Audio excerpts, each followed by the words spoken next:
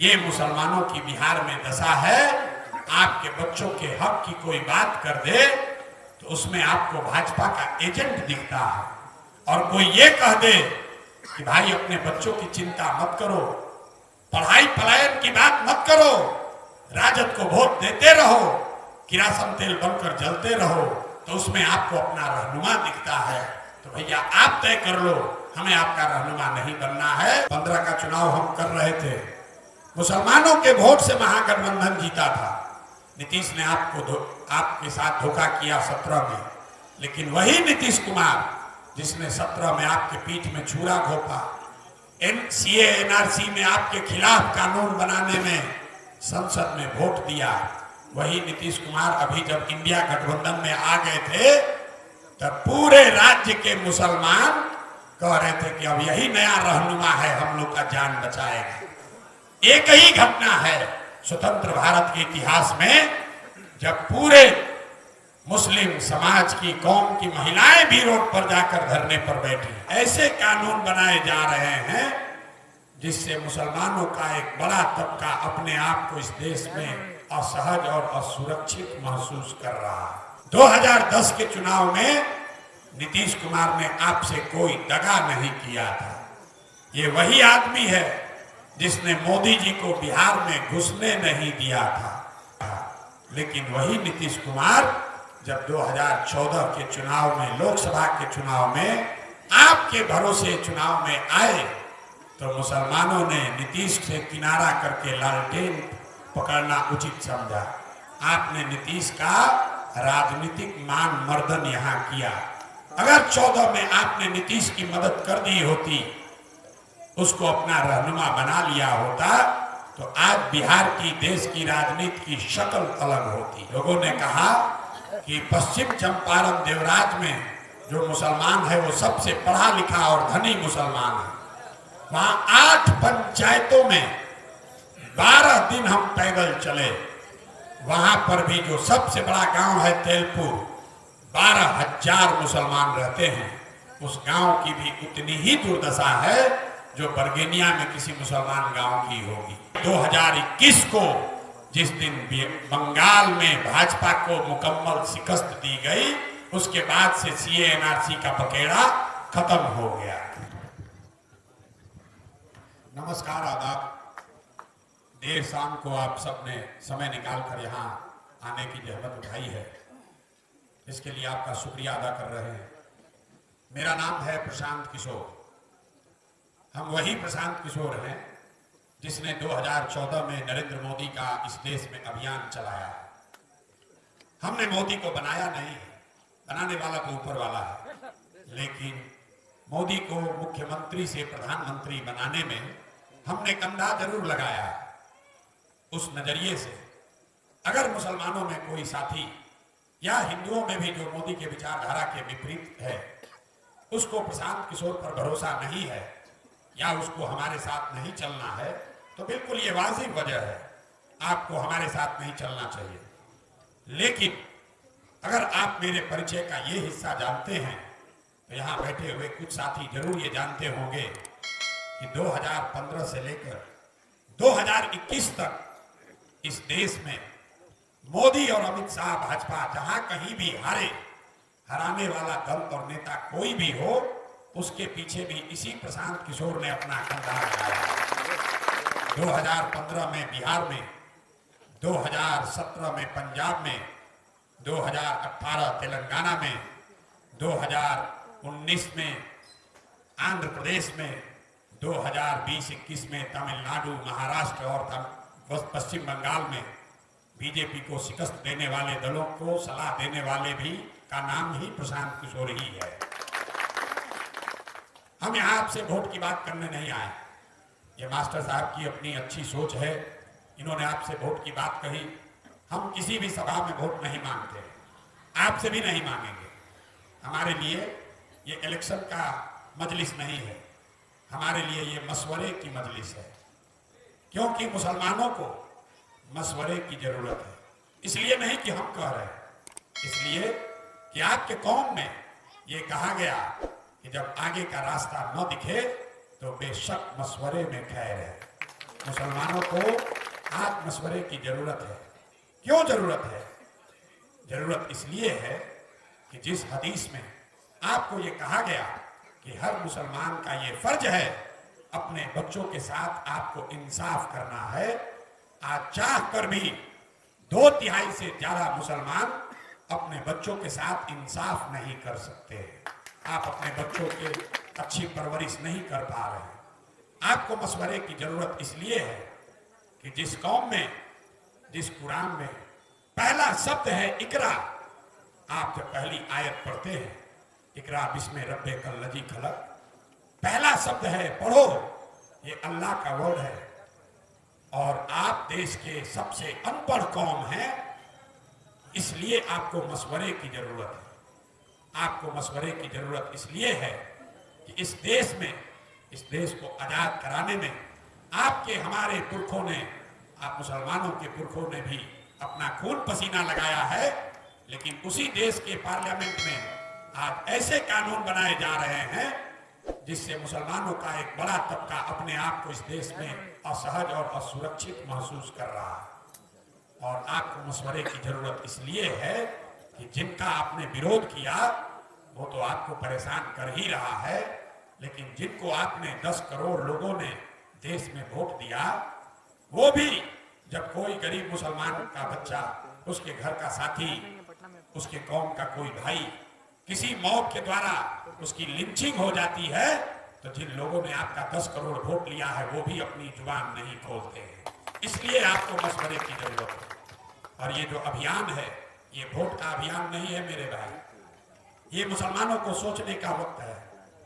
आप प्रशांत किशोर पर भरोसा मत कीजिए, हम आपके रहनुमा नहीं हैं, होने का दावा भी नहीं करते हैं, लेकिन आपको बताने जरूर आए हैं जो ऊपर वाले ने मुझे थोड़ी बहुत सलाहियत दी है।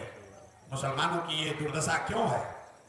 ज्यादातर आदमी खड़े होकर कहते हैं कि मुसलमानों के साथ धोखा हुआ है, दलों ने हमारा इस्तेमाल किया है, किसी ने हमको हमारा हक नहीं दिया।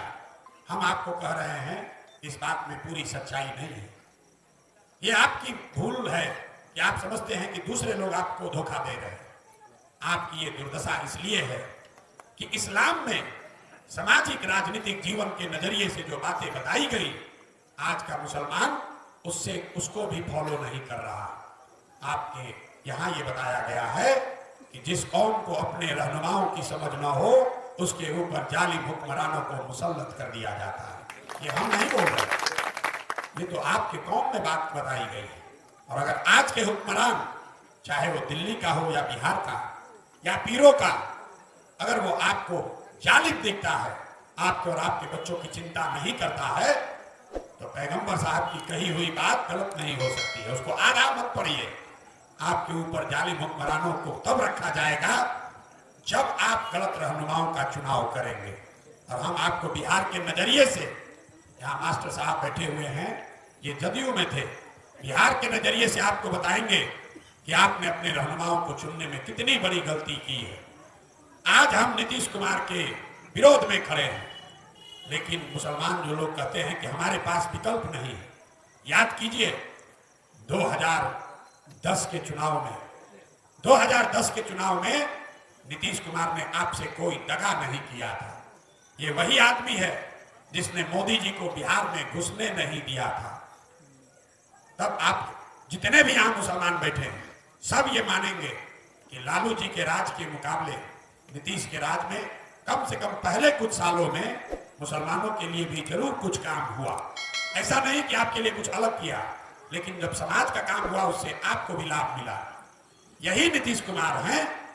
जब 2012-13 में मोदी जी को प्रधानमंत्री का चेहरा बनाया भाजपा ने, तो नीतीश कुमार ने भाजपा से किनारे करके अपनी सरकार को दांव पर लगाया। नीतीश ने आपके साथ धोखा नहीं किया था, लेकिन वही नीतीश कुमार जब 2014 के चुनाव में, लोकसभा के चुनाव में आपके भरोसे चुनाव में आए, तो मुसलमानों ने नीतीश से किनारा करके लालटेन पकड़ना उचित समझा। आपने नीतीश का राजनीतिक मान मर्दन यहाँ किया। अगर 14 में आपने नीतीश की मदद कर दी होती, उसको अपना रहनुमा बना लिया होता, तो आज बिहार की, देश की राजनीति की शक्ल अलग होती। लेकिन ये बात पूरी नहीं हुई। तब आपको नीतीश को रहनुमा बनाना चाहिए था, तो आपने लालू का लालटेन पकड़ लिया। लेकिन फिर देखिए, जब नीतीश ने आपको धोखा दिया 2017 में, 15 का चुनाव हम कर रहे थे, मुसलमानों के वोट से महागठबंधन जीता था। नीतीश ने आपके साथ धोखा किया 17 में, लेकिन वही नीतीश कुमार जिसने 17 में आपके पीठ में छुरा घोंपा, सीए एनआरसी में आपके खिलाफ कानून बनाने में संसद में वोट दिया, वही नीतीश कुमार अभी जब इंडिया गठबंधन में आ गए थे तब पूरे राज्य के मुसलमान कह रहे थे कि अब यही नया रहनुमा है, हम लोग का जान बचाएगा। तो जब उसको रहनुमा बनाना चाहिए था तब आपने उसके साथ धोखा किया, और जब उस पर भरोसा नहीं करना चाहिए था तब आप उसको रहनुमा बना रहे थे। ये तो ऊपर वाले का खैर शुक्रिया कीजिए कि चुनाव से पहले नीतीश कुमार भाग गए, वरना आपका वोट लेने के बाद भागता आप कुछ नहीं कर सकते थे। ये मुसलमानों की दिक्कत है, जब जिसको रहनुमा बनाना चाहिए तब आपने उसको रहनुमा बनाया नहीं, और जब उसने सामने से आपके साथ एक बार नहीं, दो बार नहीं, 3 बार धोखा कर दिया, लेकिन उतने बार धोखा करने के बाद भी आकर भाजपा के खिलाफ 2 बात बोल दी तो उसको आपने अपना रहनुमा बना लिया। तो आपका भला कैसे होगा? कैसे होगा आपका भला? नहीं हो सकता। कोई किसी को वोट क्यों देता है? वोट देने की 3 वजह है। आप वोट देते हैं अपना और अपने समाज के विकास के लिए, आप वोट देते हैं राजनीतिक भागीदारी के लिए, आप वोट देते हैं अपने राजनीतिक विरोधी को हराने के लिए। इन तीनों कसौटियों पर आप अपने पिछले 30-35 साल के निर्णयों को जरा कस कर देखिए। आपके और आपके समाज को विकास नहीं मिला। मास्टर साहब एक 2 सड़क की बात कर रहे थे, मैं आपको बता रहा हूं 5000 से ज्यादा गांव में हम पैदल चल के गए हैं, और रोज डंके की चोट पर कैमरे पर कहते हैं कि दलितों के बाद सबसे ज्यादा गरीबी, फटेहाली बदेहाली अगर स्थिति कहीं दिखी तो मुसलमान भाइयों के गांव में दिखी है। आप किसी भी जिले में चलिए, आपको उसके लिए आंकड़ा नहीं निकालना है। आप चंपारण चलिए, लोग बताएंगे सबसे पिछड़ा ब्लॉक कौन है, मझौलिया, जहां सबसे ज्यादा मुसलमान है। आप पूर्वी चंपारण आइए, सबसे ज्यादा पिछड़ा प्रखंड कौन है, नरकटिया, क्यों वहां सबसे ज्यादा मुसलमान है। आप सीतामढ़ी चलिए, वहां सबसे ज्यादा गरीब पिछड़ा प्रखंड कौन है, बरगेनिया, जहां 1 लाख से ज्यादा मुसलमान है। मधुबनी में सबसे पिछड़ा प्रखंड कौन है, केवटी, जहां 1 लाख मुसलमान है। दरभंगा में सबसे पिछड़ा प्रखंड कौन है, आपका ही, जहां पर भी मुसलमान है वो प्रखंड, वो गांव सबसे पिछड़ा। हम आपको अपना अनुभव बताते हैं जो आंख से देखा। मुसलमानों के जो बड़े गांव हैं, जहां आपकी आबादी 3000 या ज्यादा है, उन गांवों की स्थिति सबसे ज्यादा खराब है। हम जब शुरू में पैदल चल रहे थे तो हमें भी इस बात का एहसास नहीं था। फिर जब हमने देखा भाई मुसलमानों के बड़े गांव की हालत ज्यादा खराब है, मिक्स्ड आबादी वाला फिर भी ठीक है, छोटा गांव वाला फिर भी कुछ ठीक है, बड़े आबादी वाले गांव की हालत खराब है। ऐसा क्यों है? तो जब हमने उसका अध्ययन कराया तो पाया कि जहां पर भी मुसलमान का वोट 3000 या उससे ज्यादा है, उन गांवों को राजनीतिक सामाजिक तौर पर चिन्हित कर लिया गया है। जब कोई जदयू का, भाजपा का विधायक जीत कर आता है तो वो ये निश्चित करता है, उसको मालूम है कि यही वो गांव है जहां से हमारे खिलाफ 4000-5000 वोट पड़ा है, तो वो ये सुनिश्चित करता है कि 5 वर्ष में उस गांव में कोई भी काम न हो। लेकिन मजे की बात यह है कि जब वहीं से राजद जीत कर आता है तो उसने भी चिन्हित किया हुआ है कि तो 5000 हमारा वोट है, ये है, यहाँ क्यों काम करें, बगल में काम करें। आपको अगर हमारी बात पर भरोसा नहीं है, आप देवराज चलिए।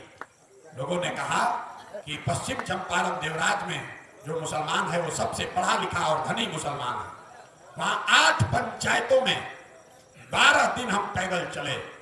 वहां पर भी जो सबसे बड़ा गांव है तेलपुर, 12000 मुसलमान रहते हैं। उस गांव की भी उतनी ही दुर्दशा है जो बरगेनिया में किसी मुसलमान गांव की होगी। ये आपको चिन्हित कर लिया गया। क्यों? इसलिए कि जिसको आप हरा रहे हैं वो तो आपको परेशान कर ही रहा है, जिसको आप जिताने का प्रयास कर रहे हैं वो भी आपको अपने बगल में बैठाना नहीं चाहता। वो भी ये कह रहा है कि जयहंजा कहा, इनको तो वोट हमको देना ही है। तो जन सुराज से आपका एक ही फायदा है, आप हम पर भरोसा कीजिए या मत कीजिए, जन सुराज का इस्तेमाल कर लीजिए। इसका एक फायदा है, जैसे ही जन सुराज आया है तो सामने वाले जिसको आप 30 वर्ष से बंधुआ मजदूर बनकर वोट दे रहे थे, अब उनकी खलबली शुरू हुई है। वो भी आपको पूछ रहा है कि अरे भाई क्यों नाराज हो, क्या काम करना है, हमारी बात पर भरोसा नहीं है, अभी एक हमारे साथ फोटो खींच लीजिए और खींच के फेसबुक पर डाल दीजिए। 50 लोग आपको फोन करेंगे, जिन्होंने 5 बरस आपको नहीं पूछा होगा, वो आपको फोन करेगा, अरे भाई मास्टर साहब काहे किसी आए हैं, मास्टर साहब के पास फोन आ रहा है इसलिए हौसला है। रोज आदमी कह रहा है, अरे भाई काहे किसी आए हैं, जनसुराज में काहे गए। मेरे भाई, यही लोकतंत्र की ताकत है। आपने जो लालू जी ने आपका नुकसान किया, लालू जी ने, राजद ने जो आपका नुकसान किया, उन्होंने आपको आपके दिमाग में ये बैठा दिया कि भाई हमारा काम सिर्फ वोट देना है और बाकी लालू जी राजद चिंता करेंगे। आपने अपने बच्चों के पढ़ाई की, रोजगार की कभी कोई चिंता ही नहीं की। आपको भी कोई विकल्प बनाना पड़ेगा ऐसा आपने सोचा ही नहीं। आप बताइए, आपके कौम में ये बात कही गई है, मुसलमान कहता है भैया हम अकेले क्या करेंगे। आपके कौम में ये बताया गया है कि बिना जद्दोजहद के जीवन में कुछ भी हासिल नहीं होता है। और आज का जो मुसलमान है, आपके मुंह पर कह रहे हैं, आज का मुसलमान, ज्यादातर मुसलमान राजनीतिक जद्दोजहद नहीं करना चाहता। आप यहां बैठकर कभी ये नहीं सोचते हैं कि किसको जिताएं कि हमारे कौम के बच्चों की पढ़ाई हो। आप ये नहीं सोचते हैं कि क्या करें कि हमारे कौम के लड़कों को रोजगार मिले। आप में अगर जो सोचने वाले भी लोग हैं, वो यही सोच रहे हैं कि क्या करें कि भाजपा को हराएं। अरे भाई, भाजपा को हराने का सबसे बेहतर तरीका यह है, आप जीतिएगा, भाजपा अपने आप हार जाएगी। लेकिन आपके दिमाग में ऐसा बैठा दिया गया है कि जीतने की बात तो आप सोचते ही नहीं। आप सोच रहे हैं किसी तरह भाजपा हार जाए। बस आपने जीवन का पूरा उद्देश्य ही वही बना लिया। इसके ना आगे सोच रहे हैं ना इसके पीछे सोच रहे हैं। इसी वजह से किसी ने कहा मुसलमानों की भागीदारी की बात। आपके 19 विधायक हैं पूरे राज्य में। ये बहुत लोग बोलता है माइक पर खड़ा होकर, हम आपको बता रहे चिंता का कारण नहीं है। 19 विधायक इसलिए हैं कि राजद जैसे दल आपको टिकट नहीं देते हैं। लेकिन चिंता का कारण यह है कि आबादी के हिसाब से बिहार में 1650 मुखिया मुसलमान होना चाहिए। इस राज्य में 1200 से कम मुसलमान लोग मुखिया हैं। आबादी के हिसाब से 27,500 वार्ड सदस्य मुसलमान होना चाहिए। 11,000 से कम मुस्लिम ही वार्ड सदस्य हैं। ये आपको क्या दिखाता है? आपको मुखिया बनने के लिए, वार्ड सदस्य बनने के लिए टिकट नहीं चाहिए, लालू का परमिशन नहीं चाहिए।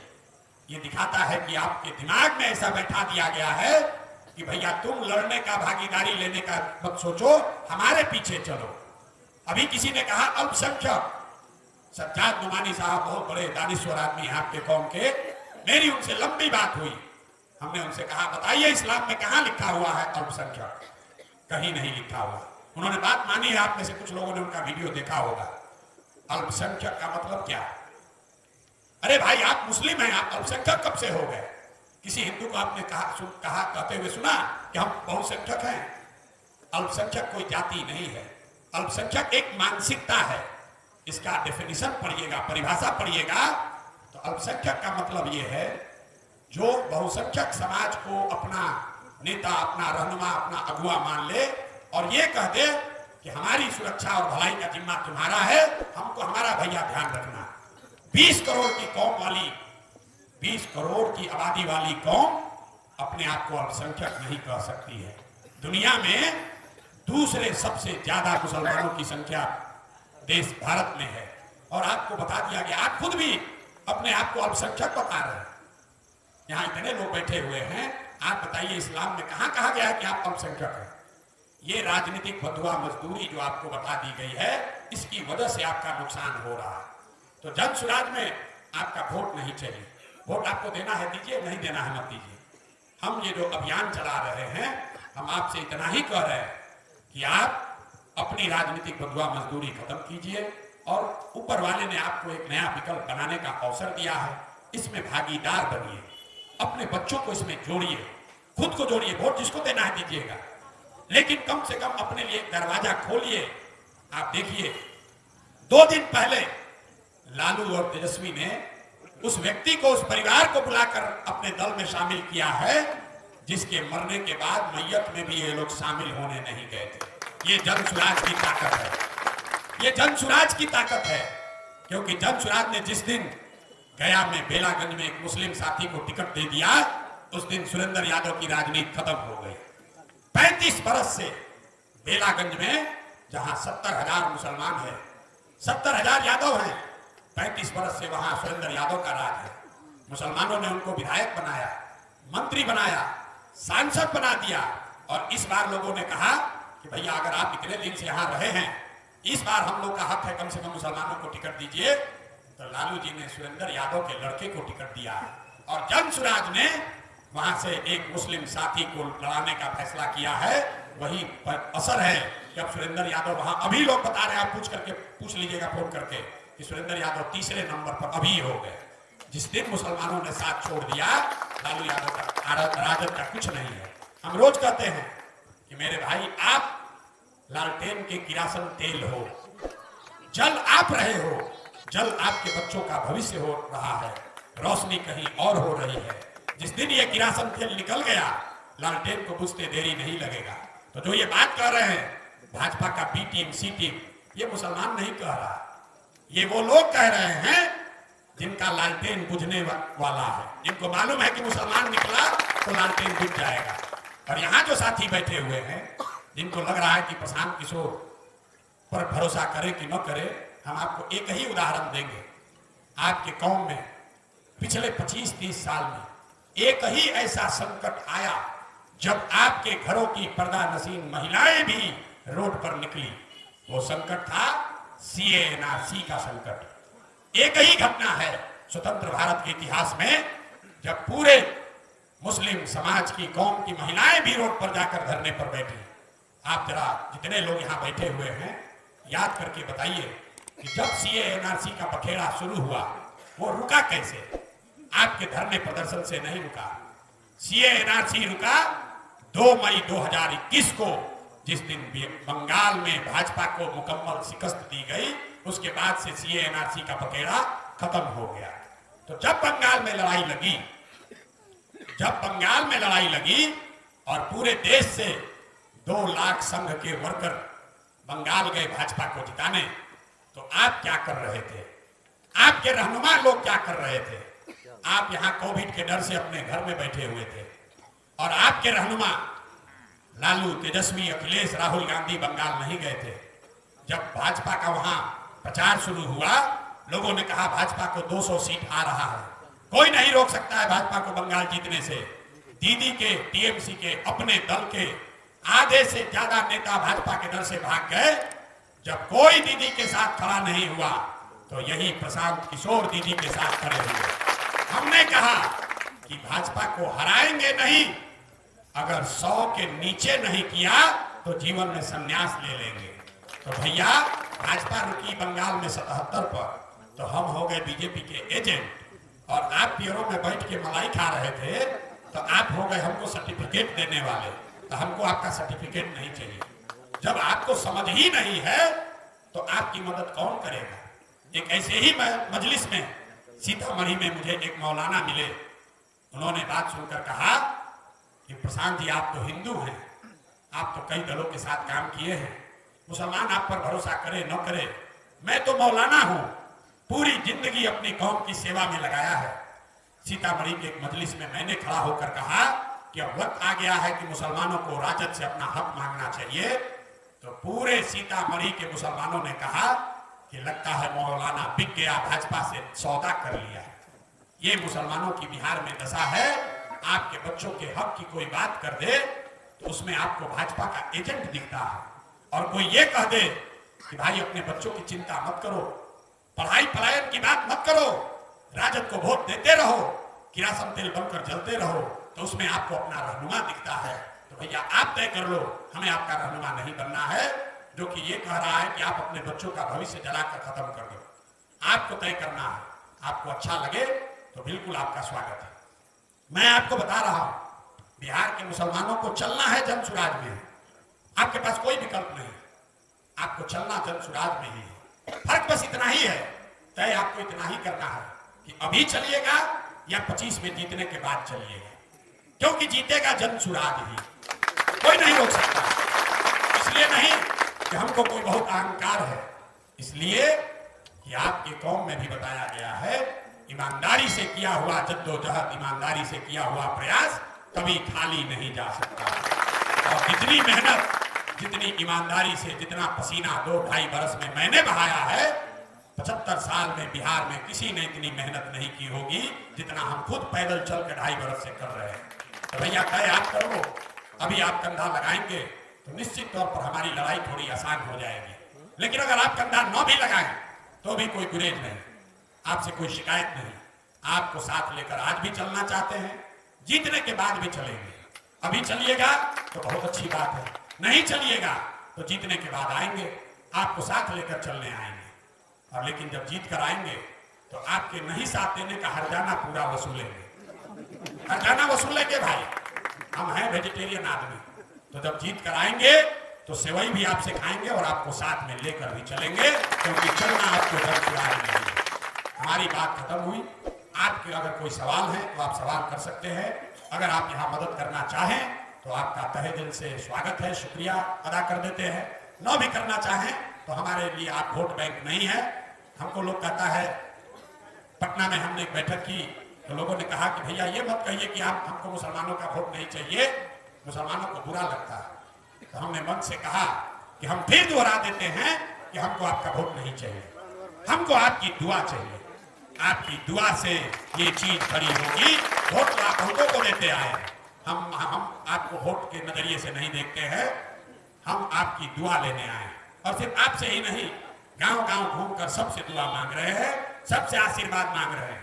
अगर बिहार को सुधारना है तो हम सुधारे या आप सुधारे, आज प्रयास हो या 10 वर्ष के बाद प्रयास हो, प्रयास तो किसी न किसी बिहार के आदमी को ही करना पड़ेगा।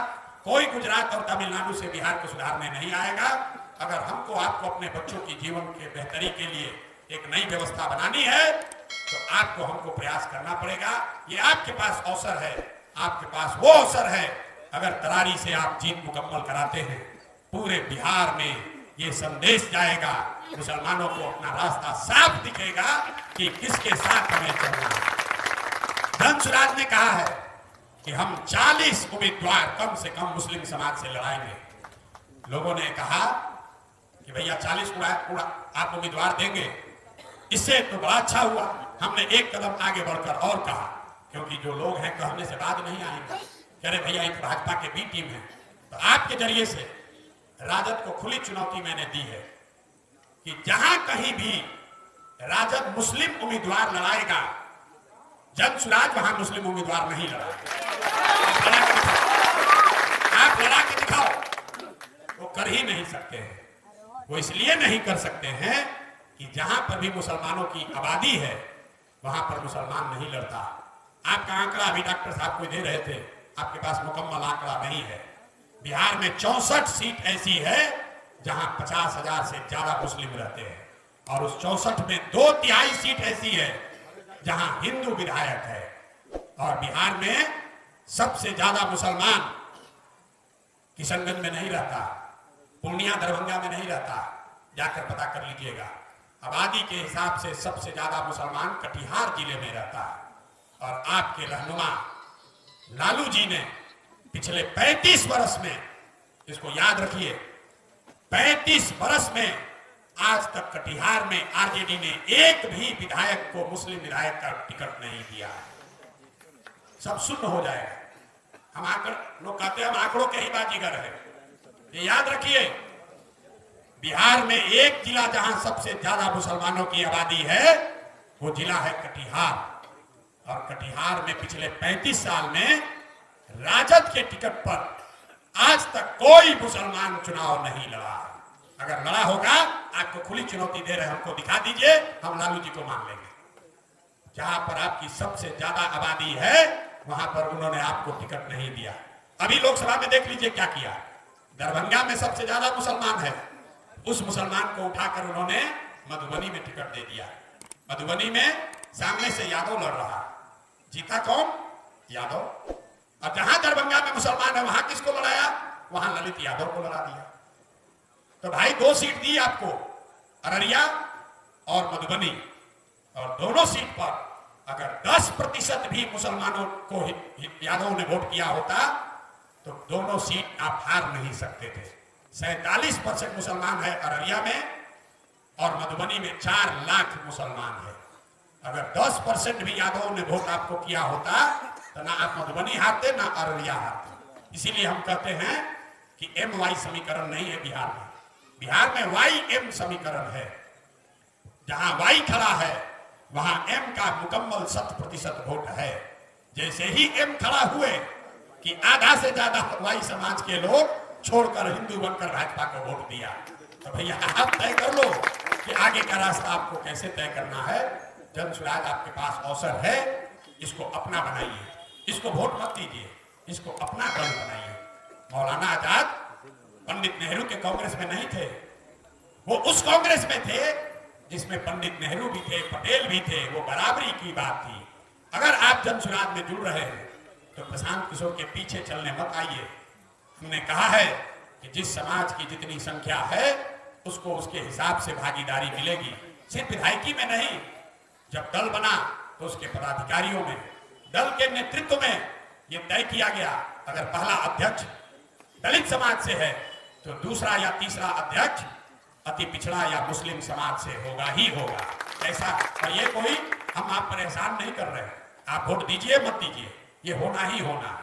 ये सिर्फ मुसलमानों के लिए नहीं है, समाज के सभी वर्गों को उनकी आबादी के हिसाब से भागीदारी दी जाए। ये बात जन स्वराज की परिकल्पना का आधार है। हम लोग के संविधान में, दल के संविधान में इस बात को लिखा गया है। तो बराबरी के आधार पर अगर आप इससे जुड़ना चाहते हैं, मदद करना चाहते हैं, इसको अपना बनाना चाहते हैं तो आपका स्वागत है। नहीं बनाना चाहते हैं तो कोई गुरेज नहीं, जिसके साथ हैं उसके साथ रहिए, लेकिन ये समझ कर रहिए कि उस लालटेन का प्रकाश आपके घरों तक नहीं पहुंचने वाला है। जन स्वराज एक छोटा पौधा है, इसको सींचिएगा तो यही बड़ा होकर आपको फल भी देगा, आपको छाया भी मिलेगी।